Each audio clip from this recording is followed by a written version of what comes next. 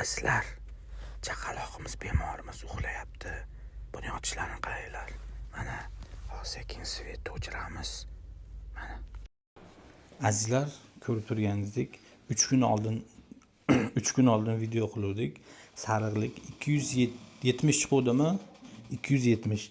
Bugun sizlar bilan hozir 3 kunlik natijani ko'rsatamiz. Bismillah. Qani. Hop. Birinchi tochka. Ikkinchi tochka. Uchinchi tochka. 110 chiqyapti. Bu 3 kunda 160 ketgan.